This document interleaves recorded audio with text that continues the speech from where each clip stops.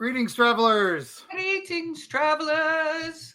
Greetings, travelers. Hey, the gang's all here again. The gang's all here, and I'm just going to let all the travelers know. I know we have a message, but first and foremost, we may be having some back-to-back listener tales and listener questions episodes.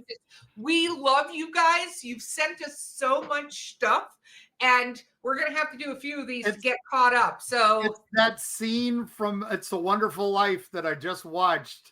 Or not, It's a Wonderful Life, from Miracle on 34th Street, when the postman brings all the Santa mail to yes, it's true. It's like a dam broke.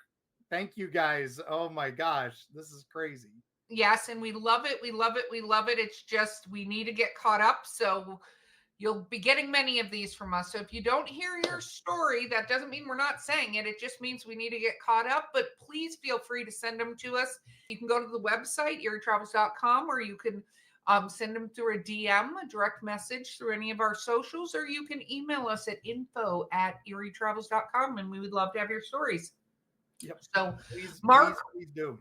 And yeah, we have a message though, because we had a tremendous loss in our community. So yeah, it was some we couldn't address at the time because we were backlogged and you were traveling and I dealing with health issues and stuff of our own.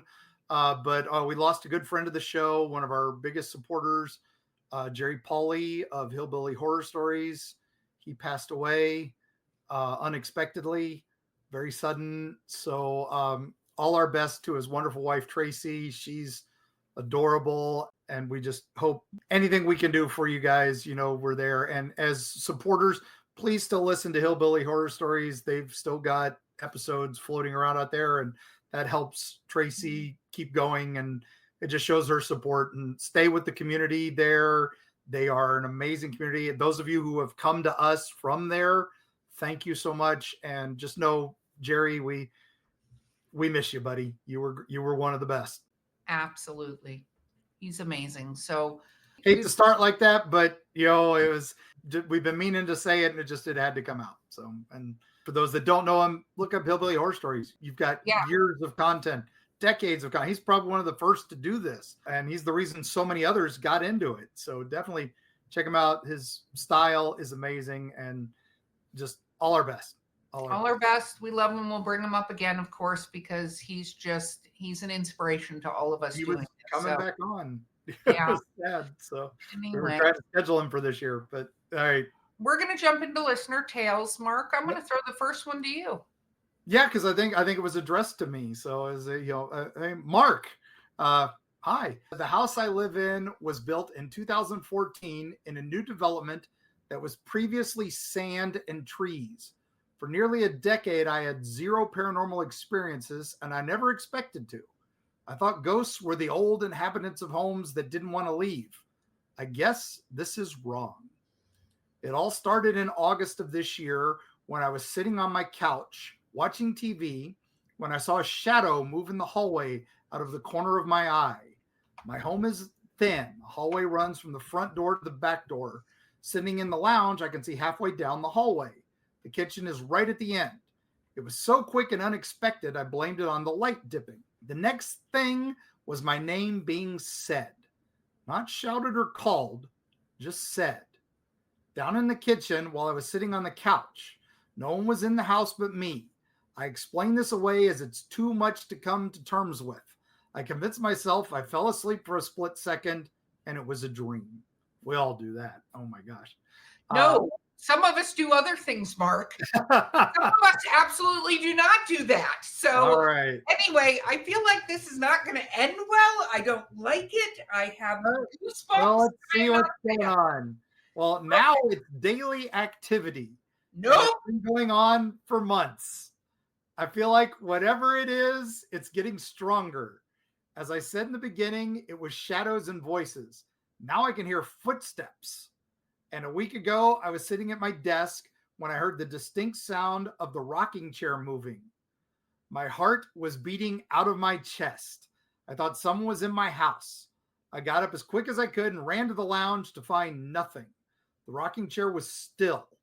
Wind, I said, knowing fully well that there was no wind. Last night, things got real for me. I have no explanations. I can't pretend this isn't happening anymore, and I don't know what to do. I was sitting on the couch, as usual, watching TV, when suddenly I heard whistling in the kitchen. I froze and immediately searched for an explanation. But as the whistling continued, I knew there was only one explanation. "Who's there?" I said. My voice was shaky, and it was the only thing I could think of saying, even though I felt like it was a dumb thing to say.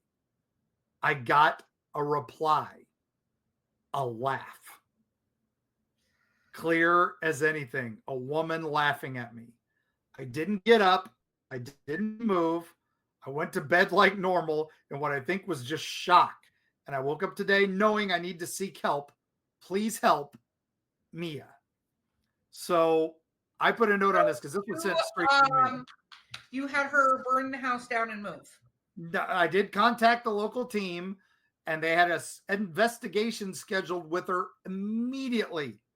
It is currently ongoing because they have collected lots of evidence. They do have a medicine man from the Seminole tribe that went out and did a blessing because it was former land of the tribe.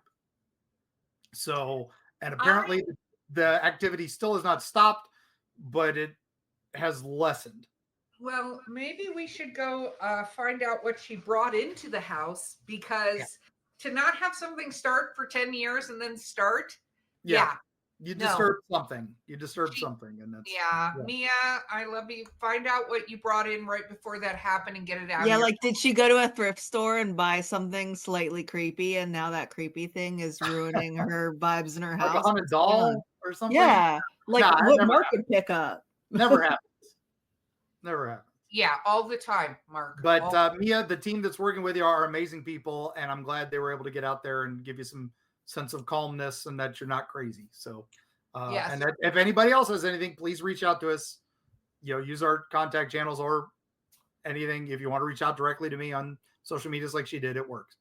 Okay. Well, with that said, and Mark, the ever superhero, I'm going to the next one. Mia, thank you for your story. Yeah. Okay. I tried reaching out on Reddit and no one helped me. I'm trying you all at Eerie, Florida. I need this figured out. I want this to stop. Okay. I don't even want to read this story. Like, okay. It is really creeping me out. Well, that's both of us, my friend. It's creeping me out already. And I don't even. We're only a sentence in. Oh my gosh. Yeah. Okay. It all started, I believe, last Wednesday. We were off school for what I believe Thanksgiving break, but I had 3 buddies over and we decided to go down the road less than a mile, maybe 0.75 of a mile. We decided to walk to a burnt down school. We went up to it and there was no floor, but it was brick, and there was clearly used to be 2 floors and a basement. I was the only one brave enough to drop down, but nothing bad happened. It wasn't even much of a drop. I decided to hoist myself up. We went back to my house and had a great sleepover. That was until the next night. I had school that day and I had no problem just sitting on my phone, mainly until we heard scratching under the house. Everyone heard it, and there was sometimes a bang. Me and my stepdad decided we would put poison down the entrance under the house in case of an animal. We did that, and my parents let me stay home that Friday. I was chilling that day, half asleep on my bed watching TV, until I heard a very clear whisper. Not really a whisper, but a whisper tone of my name, Gabriel. I paused the TV, sat up before I brushed it off, and then heard it again. Oh, I don't like any of it. I poked my head out of the door and saw nothing. Then I heard it again and I shut my door. It was weird, like it sounded far away, but felt close, just a whispering tone. I called my mom after and she said, "You're just tired, Bubby." Aw. He's not just tired, though. Moving on. The scratching kept up that night. My stepdad would beat the ground every time he heard it, trying to scare the animal out. I finally went to sleep and everything was fine until Saturday. I believe my family was well. Actually, I don't know where they were, but they told me. I just went blank. I stay home a lot. I was chilling once again, getting pretty weary after the noise yesterday, and once again I was chilling in the bed, and now on my phone. It's Saturday, by the way, whenever my door, hard to open, and it shut, takes more than my full body weight, slung open violently. Like really hit the wall hard. Once again, I called my mom and she said, maybe the house is just haunted. Ha ha ha. You're on our way home, Bubby. That's such a mom's thing to say. Yes. Yeah. I knew something was off with that door. I know how hard it is to open. There was no scratching or banging under the house that night. Everyone thought it was a miracle. Sunday was a chill day. I sat at the game with my friends like yesterday or Monday. I got home from school and it was a great day and the whole lot of gaming until 1 a.m. whenever I finally decided to get off and get a snack. Took my phone flashlight with me, went to the kitchen, about to head down the laundry pantry hall until I heard it. The scariest noise I've ever heard. It was a low groan. I can't make it out in words. It lasted about 7 seconds. My body just froze in a shiver when you go into a cold bathroom. I unfroze after the pantry door slung open hard and took off to my room and shut the door and called my mom. And obvious she didn't answer. It was 1 a.m. So I've been up since that. Now I'm at school today. The noise, and he said it sounds like this, and played a noise from, I think, the movie The Grudge on YouTube. Some movie where there was an Asian ghost girl is all I saw from the video. It was literally the exact same noise it made down the pantry hall. Now I'm at school wondering how to make this stop. Is it attached to me? What's going on? I thought I would message you and share my story and experience. Is it a fearmonger? Gabriel. Oh. Gabriel, my friend. My friend, as I'm not there and can't fully evaluate you in person, and no, don't ask me to come because I won't, but we'll send somebody. It sounds to me like you brought something home. So yes, it sounds very much like that. And I suggest you get it out of your house. How, you may be wondering? If you would like to send us a message, we will get a team over there to try to get it out, because it sounds like you went and picked it up from the school. And the fact is, you guys have been acknowledging it now for some time, which does not bode well for getting rid of such things. I'm not exactly certain it's a fearmonger or anything. It is definitely trying to make itself known. Yes. So that could just be communication that we aren't understanding or something like that. So it's unsettling, but it doesn't sound vicious. I mean, it's opening doors forcefully, but it's opening doors. It's not throwing stuff at you. It's not harming anything. So again, just when I reached out to you, I didn't get a reply. Hopefully things are going better, but yeah, good luck. Well, here's what I would suggest too. You guys could always do the iron spikes around your house. That might help. Another thing would be intention and just saying that it has to leave.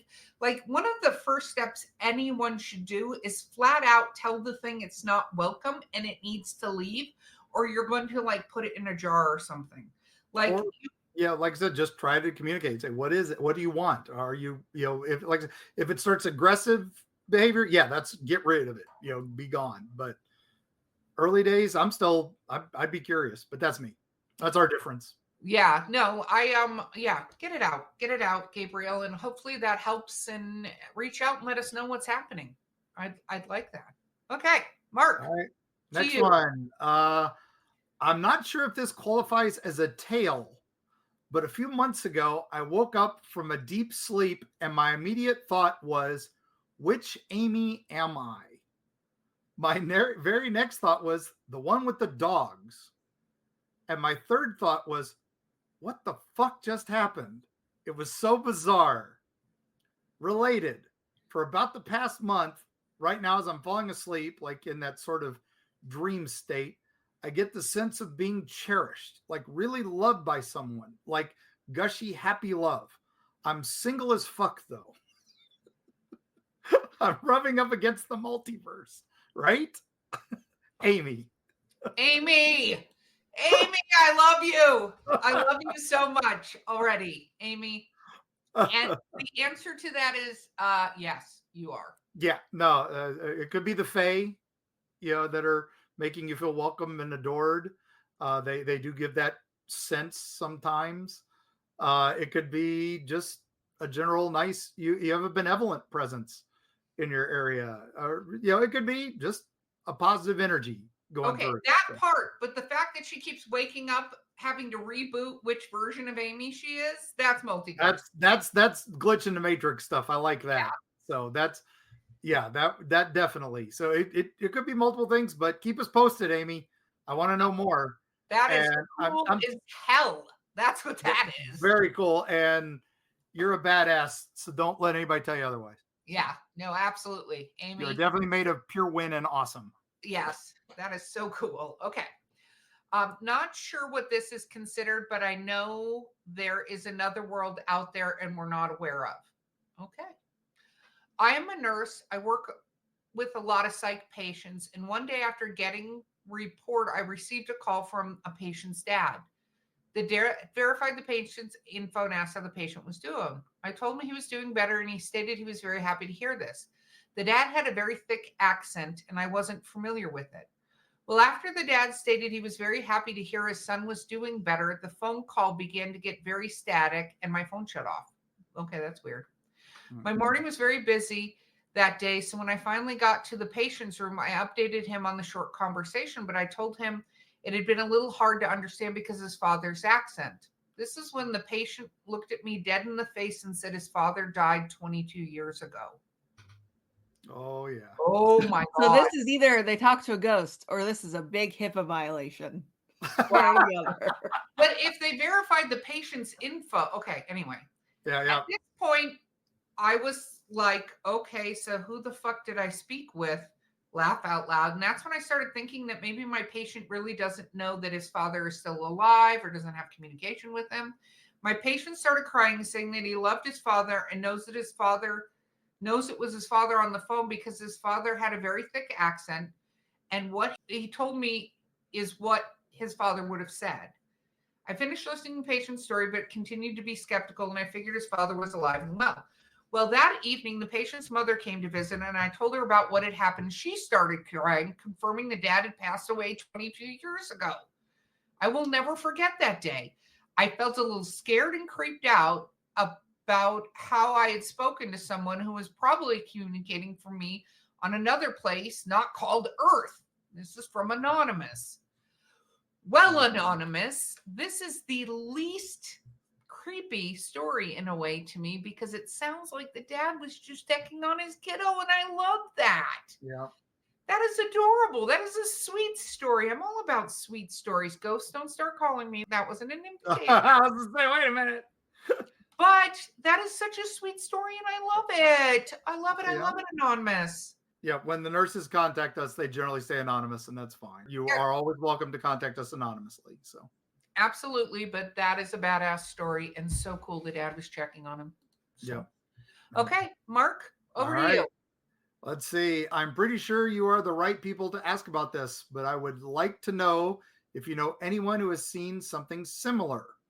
Around 2 years ago, one of my friends was moving from Appalachia region to Florida, in a few days, and we decided to go catfishing before he left. We didn't, wait a minute. All right, no, okay, different catfishing. Okay. Like catfish. Like actual catfish. Okay. Yeah, not right. We didn't catfish. catch anything that night on the river. We left around 2 to 3 a.m. On the drive back, we hit a fog. I remember the window was cracked because I was smoking a stogie. My friend was half asleep in the passenger seat, but still conscious. I had just looked up from changing the song on my phone, and right in front of the car was what I can only describe as a shadow being.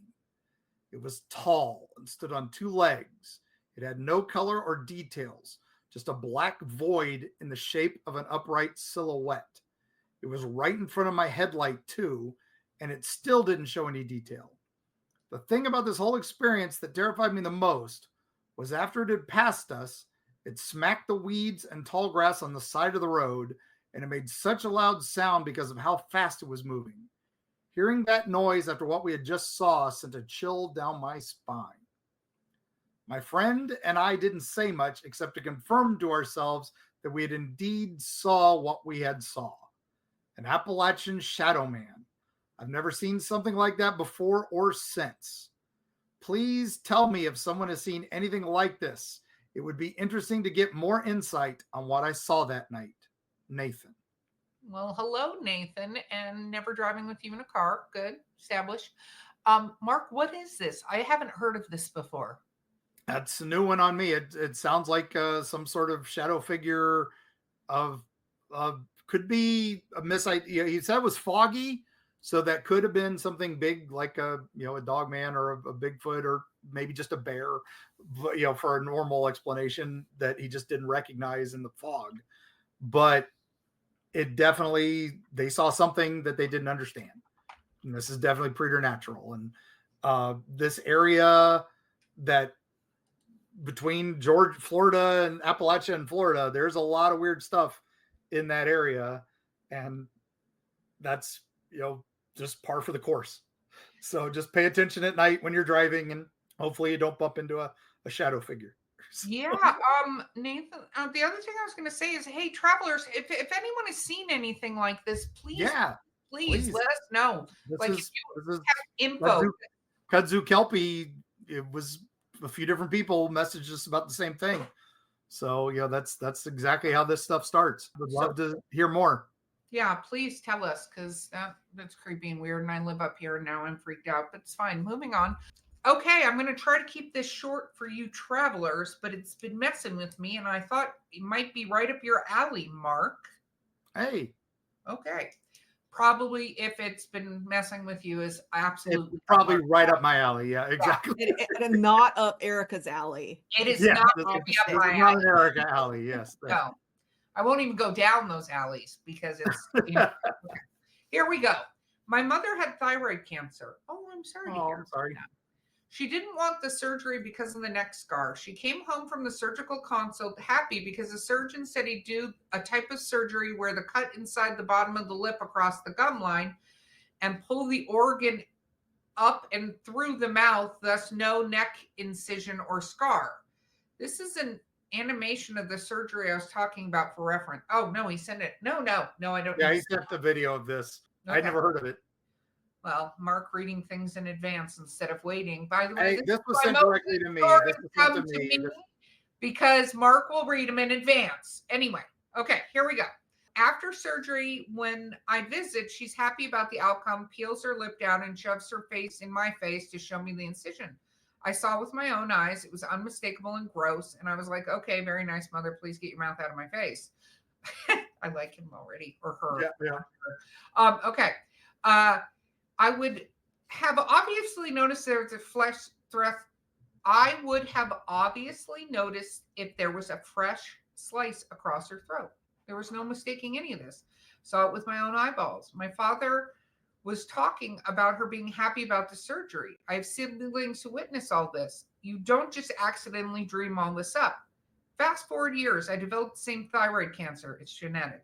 I asked the surgeon about the mouth version of the surgery, so no scar. He says, nope, we don't do that kind of surgery for most cancer cases because you have to cut the thyroid into pieces to get it out through the mouth, and there's a tumor in the spot we don't know about yet. Cutting it would seed the cancer cells in the area, increase risk of spreading. Right. So after the appointment, I texted my mother and said, your surgeon fucked up. They shouldn't have done that kind of surgery. She was like, what the fuck are you talking about?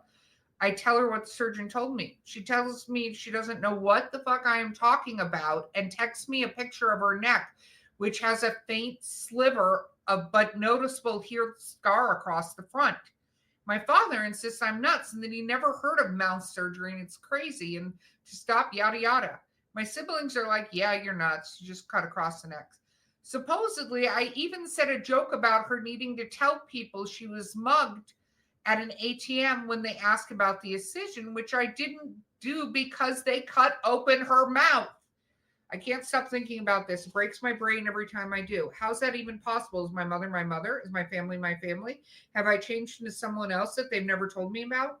Did some machination of the universe rewrite how this surgery happened to correct the surgeon's decision and I was the only one that didn't get memories of it rewritten? Maybe X missed me. Christina. Wow. Christina, first of all, amazing story. Second of all, I am firmly convinced at this point some of us slide between dimensions because I really think in whatever dimension Mark is actually supposed to be in, there are braces on. Polly had braces. Polly had braces. Yes. And we know that He had sunglasses on. Tom Cruise had sunglasses. Yep. There are other, memories that I have that now I go and I have that same thing where I'm like, no, that's not how that happened. It happened this way. Really remember it. So, Mark, it was to you, but I feel like somebody maybe ended up in the wrong version of the universe for I themselves. like the "maybe X missed me" line. That was good. So I don't know. I honestly I think you've hit the nail on the head. I think something slipped, and you jump time streams or dimensions or something, or it's possible you misremembered, but that's unlikely. It sounds like you have such clear memories of that. And then you sent me that video of the mouth surgery, and it's like, okay, yeah. So well, at least the surgery exists, and they didn't make it up. Yeah, it's like they didn't just invent that surgery. It's not a common surgery. The doctor's right; they most likely will do the cut in the throat because that's how they can get as somebody who's had thyroid surgery, I have a little teeny scar on my neck, which is hard to see, but I never heard of the mouth surgery the entire time when I was talking to them about scars. So yeah. All right. Oh my gosh. But Christina, thank you so much for sharing that. And just tell me if your world Dolly had braces. Yeah. Because that's where I need to be too. So, but all right, moving on. Oh my gosh. Thank you guys so much for these. These are amazing. So let's see. 10 years ago, I went to bed. I dozed off for about 2 minutes when I suddenly heard something moving by the window to my right. I looked at the window and I noticed that the blinds curved upwards as if something were between the blinds and the windowsill. As I regained my senses, I realized to my horror that a figure was crawling in through the window. I laid there in horror, not knowing what to do apart from staring at it. It was pale and had long brown hair. The moment I stared at it, it stopped in its tracks. On all fours, it slowly moved its head towards me, and I shit you not, it had no face. It was completely smooth where the face should have been, like a mannequin. I jolted out of my bed and ran out in the hallway, and I took my baseball bat. I barged into my room, and there was no one there, and the window was closed. By the way, I live on the 3rd floor with no fire escape. A couple of weeks later, I sat on the balcony during sundown when suddenly something catched my eye. On the roof of the opposite building, I saw a head peek up, and a couple of seconds later, it slowly went down and disappeared. Of course, there could be logical explanations for all this. Maybe I hadn't fully woken up yet, and the head peeking could have been a bird. It wasn't sleep paralysis because I could move the whole time. But to this day, it scares me. Someone told me it could have been some kind of forest spirit. Have you seen anything like it, Max? Okay, Max. 1, did you move? Because you should move immediately.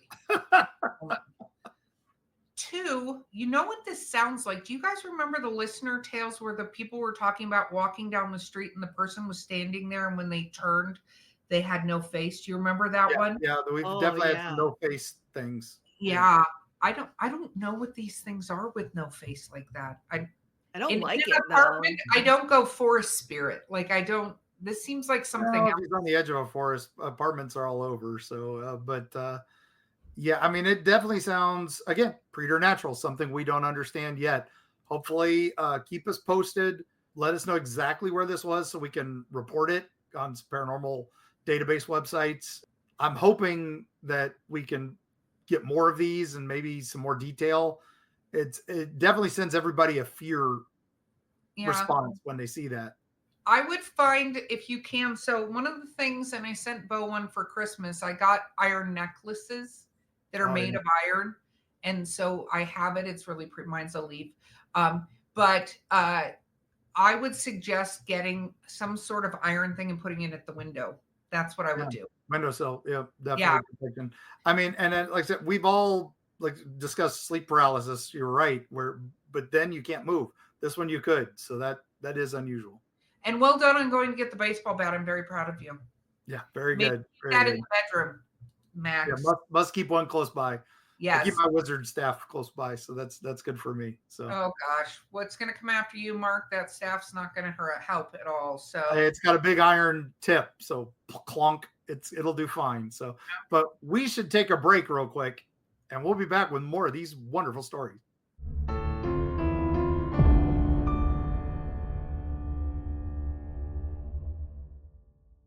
Prepare to be devoured. The Wolves of Wharton is a 6-part complete book series by Eerie Travels producer Bo Lake. It has been called dark and visceral, steamy, dramatic, and a fresh take on the werewolf mythos. If you like action, adventure, a large serving of body horror, and some steamy relations, the Wolves of Wharton series is for you. Pick it up wherever books are sold, or at linktree.com/Bo__Lake.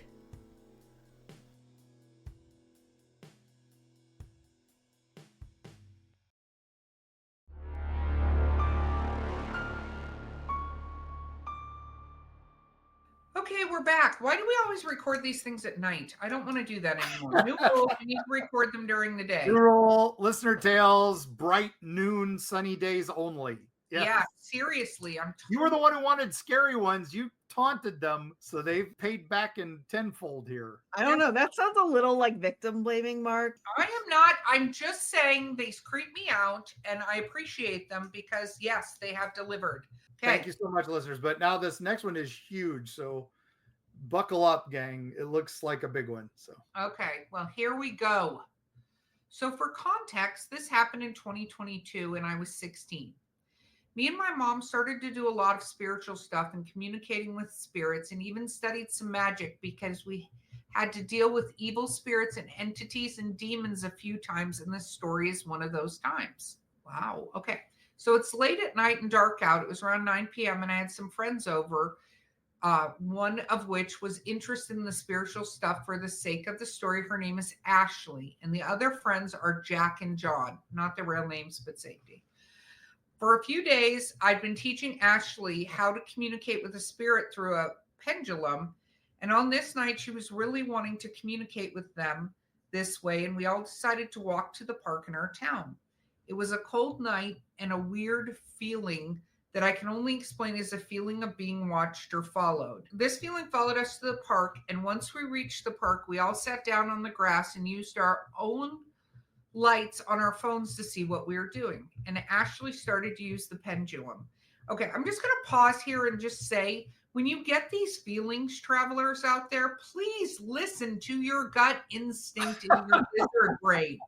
I know everybody is like, Erica's freaked out all the time. Some of my advice is good. Like, if you get that feeling, go with that feeling. There's some part of you that's trying to tell you what you are about to do is a terrible idea. I've seen this horror movie. We know how it ends. Anyway, I'm continuing on, but seriously. Okay. So sat down on the grass. Blah, blah, blah, blah, blah. Okay. So Ashley started to use the pendulum. Not sure what you know about how this works, but you only ask yes or no questions. Mm-hmm. So I have more experience than my friends in this stuff, and I could sense and feel a spirit in what they were saying, sort of like a medium, if you've ever heard of that. And to our right, there was a tree that I kept getting a vision, was more like a memory of a child hanging themselves on that tree. And I told my friends this. So Ashley asked the pendulum if the person we were talking to was the child, and the answer was yes. And that gave me chills subconsciously. I was focusing more on the spirit child and could tell he had a connection to this feeling of being watched and followed. Ashley then asked if what I saw was true, and the answer was yes. Then I asked Ashley to ask the pendulum if there was a negative spirit around. So she asked, and the answer was yes. Oh my gosh. Okay. At this moment, I felt my instincts telling me to get everyone out of here, and I felt myself going defensive. So I looked around in the darkness of the night, and I felt like we were being surrounded by the energy. What it was putting off was demonic. So I told Ashley to ask if there was demons about, and she did, and the answer was yes. At this time, my friend John got a phone call from his dad and he needed to go home and was going to get picked up. So we all walked over to the road and sat on a bench and we just talked normally, but we could feel the danger in the dark and the spirit child staying near us. So I used what I learned and talked to the spirit child without the pendulum. And he told me that the child that killed themselves in the old school I used to go to killed themselves because of the voices of demons. And he did the same. Oh. And this made me angry and sad. And I wanted to do a spell to banish these demons out of the physical realm. John's dad arrives and we say goodbye to John. And once he left, Jack started feeling like something was clawing on his back. And Ashley checked and there were scratch marks. And Jack started feeling really uncomfortable, like something was trying to get into his head. So I did a protection spell on us, but mainly on him to keep him safe. Once that was done, I told Ashley what I found out and I asked her to ask the pendulum if it was true, and the answer was yes. And this gave us all the creeps. Okay, my friend, I'm not even done with the story. What the F are you doing? Leave. Like, oh my gosh. Okay. I'm not sure how to explain this next part, so bear with me. There was a church in town and it was close by, like 10 minute walk, and I felt drawn to it, so we started to walk towards it. It was about 10 p.m. at this point, and it couldn't get any darker, and our eyes would have adjusted to the dark. But the closer we got to the church, the darker our surroundings got, and the darkness was closing in on us. I pointed out to Jack and Ashley, and they agreed that it was happening. They also felt us being surrounded. So yeah, we're walking towards the church. It's darker than it should be, and the darkness is closing in. But the closer we got to the church, the bells of the church started to go off, and we thought, what the fuck? It's 10 p.m. But here's where it gets weird. No, it was already weird. This is not where it gets weird. It was already weird. Oh my gosh. It's 10 p.m., but here's where it gets weird. If we stopped walking, the bells would stop, and if we kept walking, the bells would get louder. We were increasingly creeped out and nervous, and once we reached the church, there was a crave and bells completely stopped at this time. And Ashley got her camera out and started to take pictures, but she started to feel things like I did, where she can sense and feel and see spirits that lurked. And the gravesite, it used to be a part of a pedophile group centuries ago. And it made Ashley furious. And she asked me to do a spell or anything to send him somewhere painful. So I did. Moving forward a bit, because things got a bit foggy for me, I think we spent like 30 minutes in the graveyard until we all agreed to head back to my house. So we left and started to walk up the park behind my house, and Ashley kept taking pictures of things and kept catching creepy shit on camera, even a face at one point that wasn't human and a claw grabbing a tree. She later sent me these photos so I can have proof. This is when I got fed up with it, and I got Jack and Ashley to sit in a circle and draw a symbol in the dirt. No, it doesn't represent anything evil. It's a symbol of magic, as you all know. It was five-pointed star, yeah. A 6-pointed star. 6-pointed star, yeah. Yeah.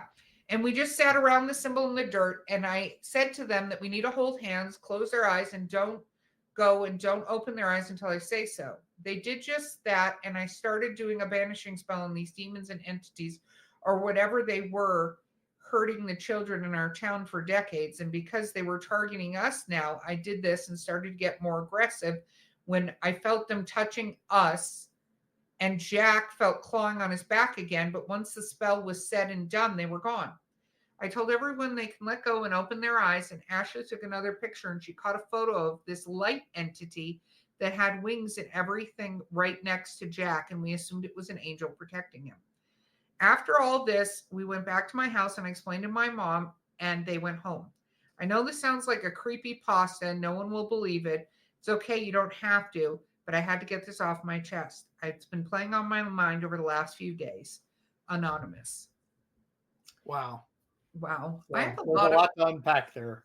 Yes, there's a lot to unpack, but I'm glad you feel powerful and the strength to do these things, but I'm just going to say be very careful, because you never really do know what you're dealing with completely. No. And things will say they're things when they're not, and things will mess with you as best they can. Think about it. If you die and are out there and somebody starts asking you questions, you're going to mess with them. Yeah. Are you a ghost who died here in the Civil War? Sure. Yeah. So that's the thing about yes or no questions. I understand that that's something they do, but I feel like those kind of questions, they can literally tell you anything. You're expecting that they're going to be truthful, and there is no rule saying they have to tell the truth. No, but it's again, intention, intuition, they're easily things to be messed with. So just be careful with it. It could be anything. So sounds like you know a little bit about what you're doing. Sounds like your mom knows a little bit what she's doing. So good. Okay, so the next one is from X, and do you want me to read it or do you want to read it? Well, you did that one. So what the heck? I'll jump in. So Oh gosh, it's been a while since we've heard from this guy. So dear Eerie Travels, I've been asked to contact your hello. Yeah. I've been asked to contact your podcast again by my brothers. Shit.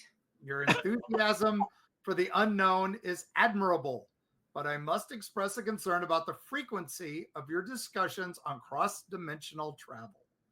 Oops. Such topics can be delicate. It's best to tread carefully when exploring realities beyond our own. Unnecessary attention can lead to unwanted consequences. You manage to dodge them for some time. Do not cross any unseen lines. I trust you'll heed this advice. I hope Erica is enjoying her time in the Southern Hemisphere. Sincerely, X. Wait a second. We did not say where you were going, did we? No. Unless Mark and I did. I don't think we did. Those episodes haven't aired yet. That's true. Oh, yeah. This is... Wow. I have said this so many... First, X, thank you. It's wonderful. X, always a pleasure to hear from you, buddy. And I'm glad your brothers are listening. Yes. Thanks for the ratings. Yeah. So... rate and review, please. Yeah, 5 stars. So, yeah. I have to say this. I didn't get to mention this on my Antarctica episode, but one of the things Neil deGrasse Tyson talked about was not... He did talk about dimensions, because physics, they do talk about dimensions from a science standpoint. Mm-hmm. But one of the things that was interesting they talked about is space travel and how he thinks, in the scientific community, a lot of them think we have to use wormholes to travel by, having a positive wormhole and a negative wormhole, thereby shrinking the two distances and going through that to make it so we could go to travel. And that's something that people have been working on. So it's so much easier than, we all look at Star Trek and go, oh, teleport, great. But you're banking everybody's digital information and then uploading them. And some theories are that you die. You basically killed that original version. And I love that theory. I love that theory. You're like, your body's taken apart. The beauty of Rick and Morty's portal gun is you make it, you can go open a door anywhere else in the world, take a step through. So much easier. So yeah, I do think that is what we'll do. We'll make wormhole generators at some point. I think that's a lot easier than teleport. As much as I want to teleport, I just want to be able to skip through Georgia and not get a ticket. So that's all I care about. Well, I agree with that. X, it's wonderful to talk to you. And, I'm so glad we were talking about interdimensional travel already on this particular episode. But hopefully you enjoyed watching me in the Southern Hemisphere. That's not at all fucking creepy. Oh, did you see and you guys all listening wonder why I'm creeped out all the time. It's things like this. Yep. Because only people very close to me knew I was going. And that is a handful. So moving on. Thank you. Moving on. Oh my gosh. All right. So you want to read the next one? Yes.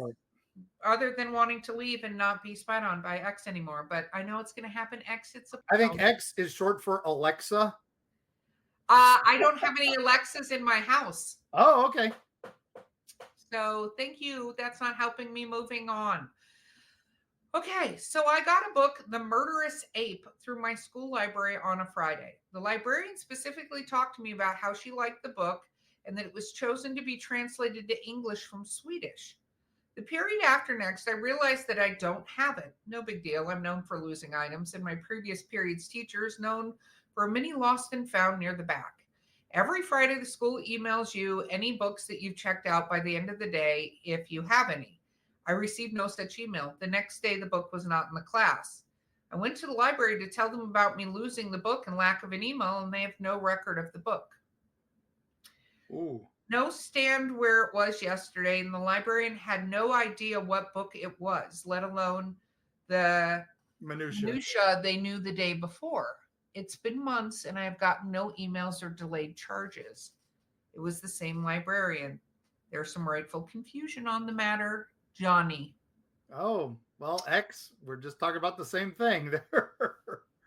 Yeah, Johnny, it sounds like you got that from a different librarian in different dimensions. So I hope you don't owe fees over there for it.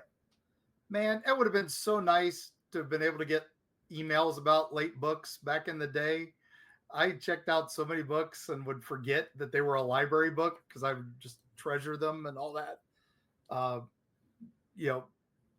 Just, man, kids today. Yeah. No, totally. So Johnny, I wouldn't worry about it. You don't owe it, and maybe you can get the book in this realm. Yeah, maybe. We'll have to look that one up. I've never heard of that, but it sounds delightful. I like the title. Yeah. No, that's terrifying. Okay, Mark. All right. Moving on.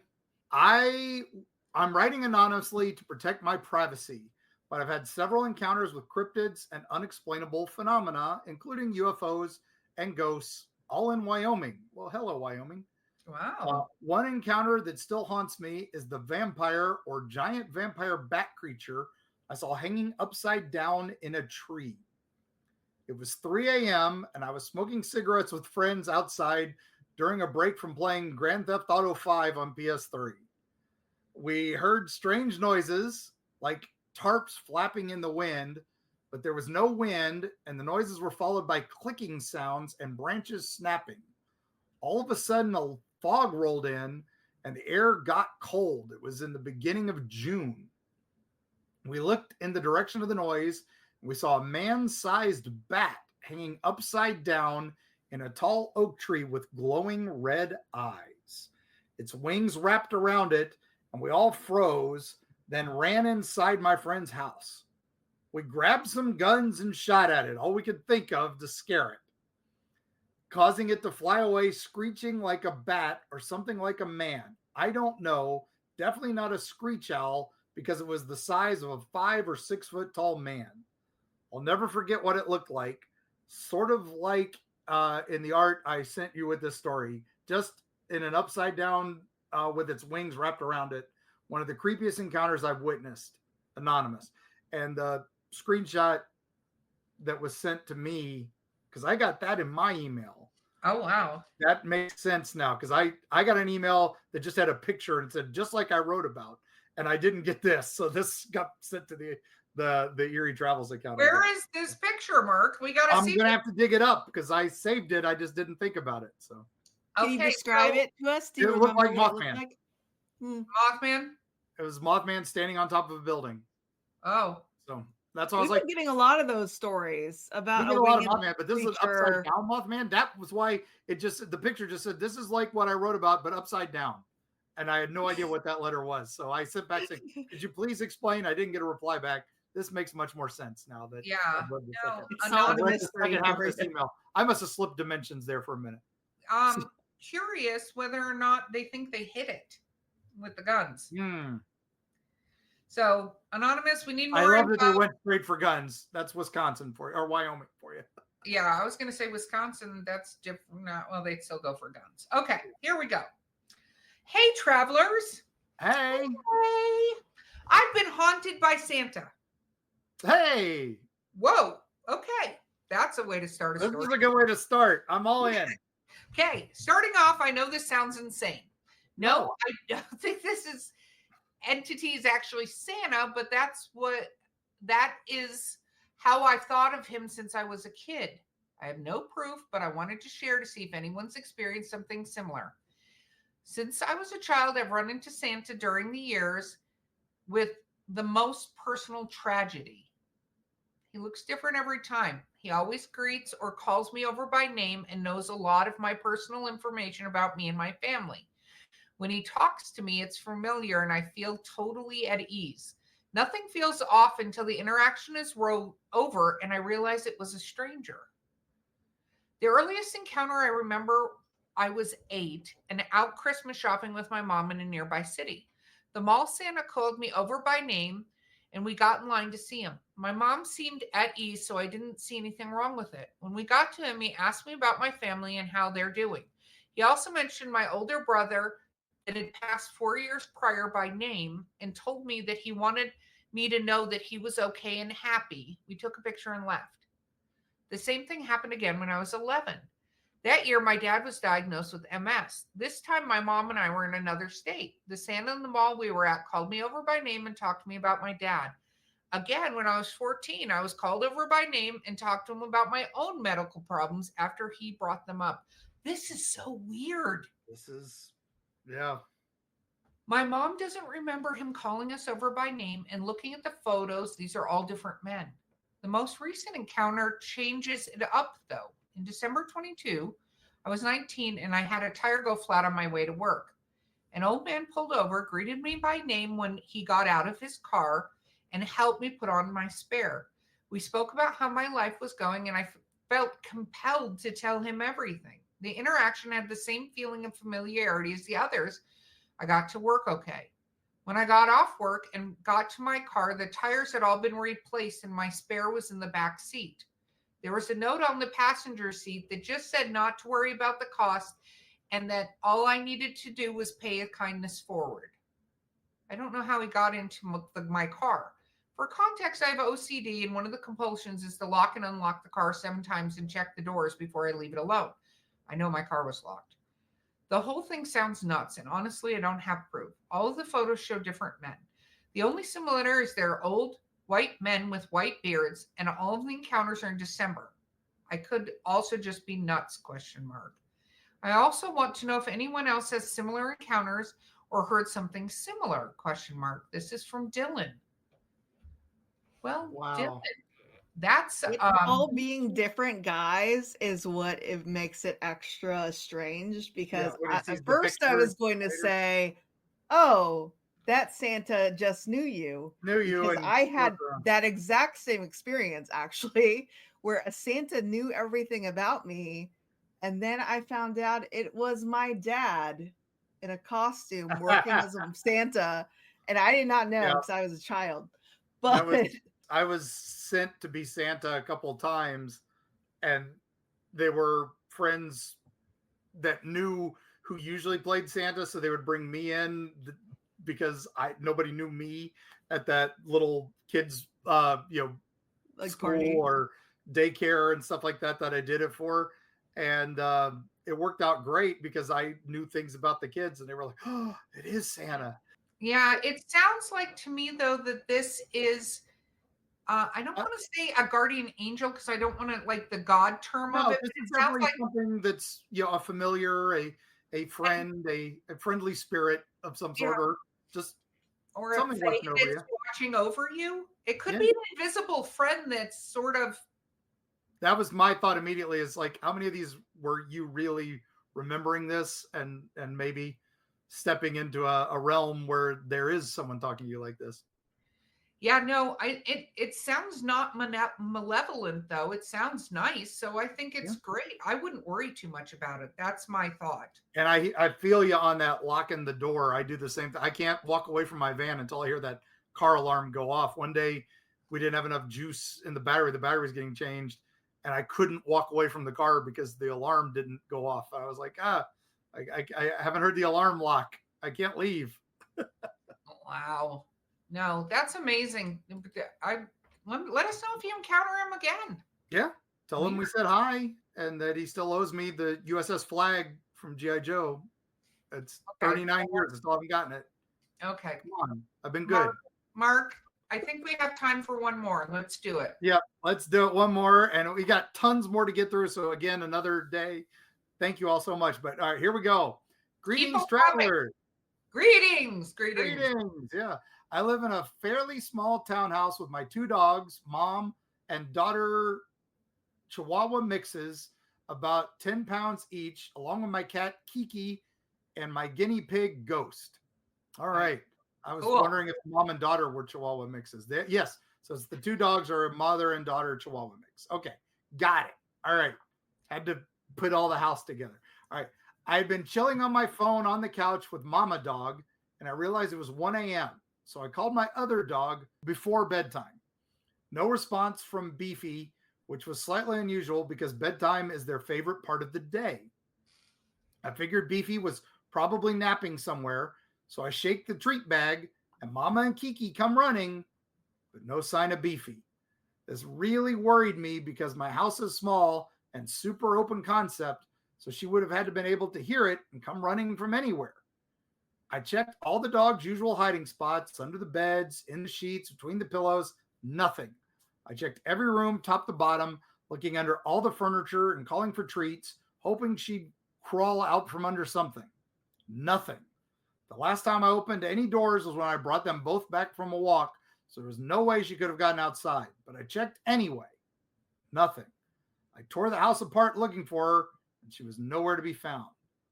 Mama picked up on the fact that her daughter was nowhere to be found and was frantically sniffing and going between rooms looking for her. Even she tried all their hiding spots as well, and she couldn't rouse Beefy. She was as worried as I was and continued to frantically search all the rooms. Beefy is also a very emotionally aware dog. If she could sense that I was upset, she would be there instantly to come sit on my lap and snuggle. The fact that she wasn't coming when I was frantic was what sent me over the edge. Wherever she was, it wasn't in earshot of me. By this point, I was totally freaking out and texted my dad to help me search the neighborhood since it's late and I live in a rough area. I figured I'd make another round upstairs, and while I did, he texted me that he was on the way. Me and Mama looked yet again, and when I paused to text my dad back, I hear her collar clink, and she's walking. I look over to the banister, and there she is in the living room, happy and as calm as happy as a clam with her tail wagging. She looked perplexed when she saw me and Mama, so worried, but otherwise totally fine. I am just so perplexed by what happened to her. How did my dog disappear into thin air and come back like nothing even happened? Denise. Well, now I have a new fear. Dimension shifting. That's all I'm going to say. It wasn't dimension shifting because X would be mad at us. So, we got to give it a new name. Yeah, we're going to have to come up with something else. Glitch in the Matrix. It's like the cat repeating itself. It's just the dog repeated itself and moved to a new location. It's not even repeated itself. It's so weird because it's kind of like, to me, the things, and who knows, it could be fate too. Like when things disappear and then suddenly show up somewhere and you know they weren't wherever it was that you were looking for them, or you look for something for hours, tear things apart, and then it suddenly appears in like your kitchen counter. Like, yeah. Well, to be fair, there are also pets have a tendency to find really good hiding spaces, and they can disappear. There are a lot of Claudius, my giant lizard, disappeared for 2 weeks.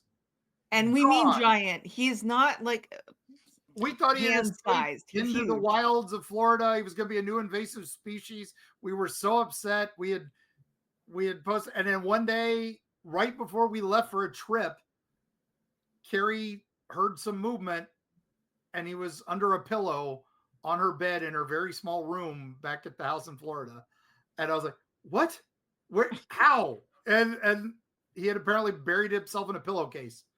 And we were sure he'd hit that bed several times, how he had done it. And he had gone into, he was a lizard, so he went into a sleep. That's a little different from a dog, but a dog disappearing for a couple hours. Yeah, that they can find. I hear people with their pets, hamsters, gerbils usually do that, where they can get out and suddenly you find them elsewhere where you weren't expecting. But this, where he just suddenly came back. But the fact that he didn't come back earlier is what makes me think there was more to this. No, I definitely think there was more. And I don't know. Pets are interesting when it comes to stuff like that. I feel like kids, they I don't know. I think animals have different abilities than us, but it's very weird that everything is dimension shifting this time around. Yeah, and a little bit of we had a couple cryptids. We've had some ghosts. It's been a good mix. I'm very happy with this batch. Yes, and we have more, so we're going to be doing more of these episodes soon. But thank you all, travelers. Welcome to 2025. Let's make it amazingly kick-ass. Yeah, And have a very scary new year. yes, And oh my God, happy new fear.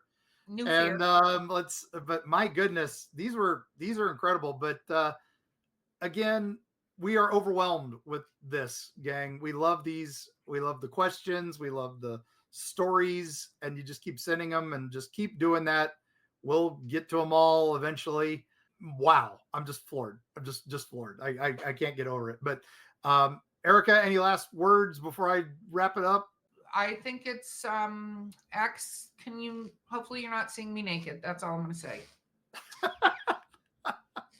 That's all I have to bring to this. But yeah, no, thank you again, travelers, for all you do for us. And thank you, patrons, for keeping the show on the road. And hopefully check out our sponsors if you can.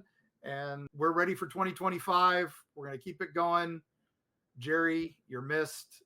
Thank you, buddy, for helping us get started on all this. But with that, let's just say, travelers, if you're out there on the road and you see a shadow figure passing by, or an upside down giant Batman, or possibly step into an alternate universe and have to ask, am I the real Mark? Am I the real Erica? Am I the real Bo? Just remember, Erica, you're the one with the dogs. Bo, you're the one with the kids. And me, I'm the one with the giant lizard that likes to hide. And we will see you on the other side.